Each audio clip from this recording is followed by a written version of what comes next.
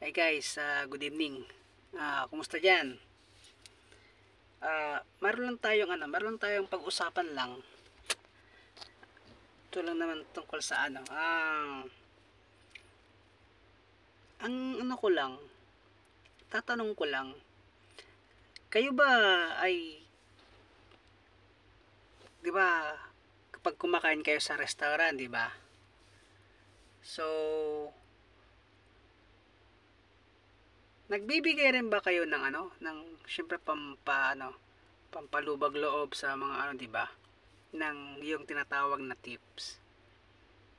Ako personally pag kumakain ako sa restaurant, syempre lalo na pag natuwa ako sa service, sa mga waiter, waitress, syempre bibigay ako ng tip para sa kanila.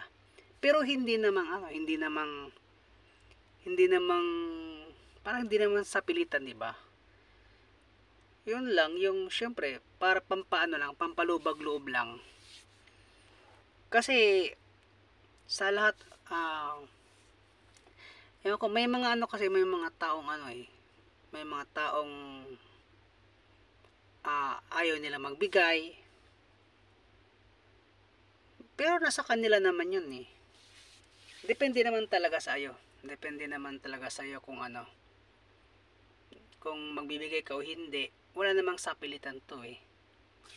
Pang lang, pampalubag loob lang ba? Syempre matutuwa ka lang sa service nila, saka mabilis yung service, yung pagkain, masarap din. Kaya yun,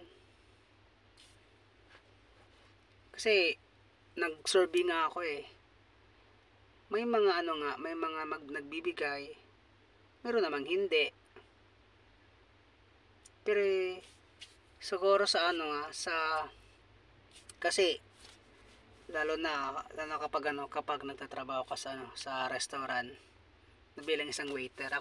Bilang akong isang waiter, naramdaman ko yung feel nila na syempre pagod. Syempre talaga nagbibigay ako. Pero may mga taong halimbawa nagtatrabaho sa opisina, yung ni marami naman akong na-encounter. Walang di nga kahit 5 di sila nagbibigay. Ewan ko kung bakit. Ewan ko, may mga taong ganun eh.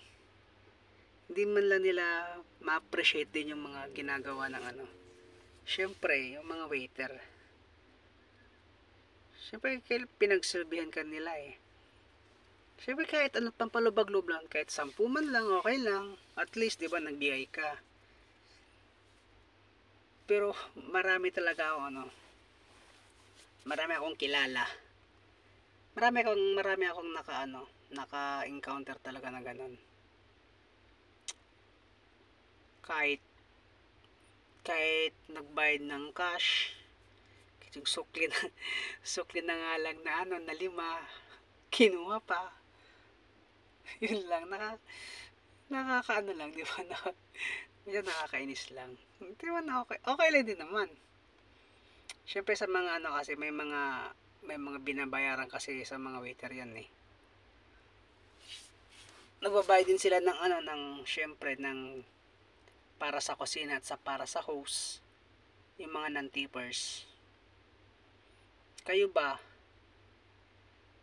kapag kumakain ba kayo sa restaurant, nagbibigay ba kayo? I-comment nyo na lang para mapag-usapan natin sa susunod na pagbablog ko ulit. Sige, salamat. God bless.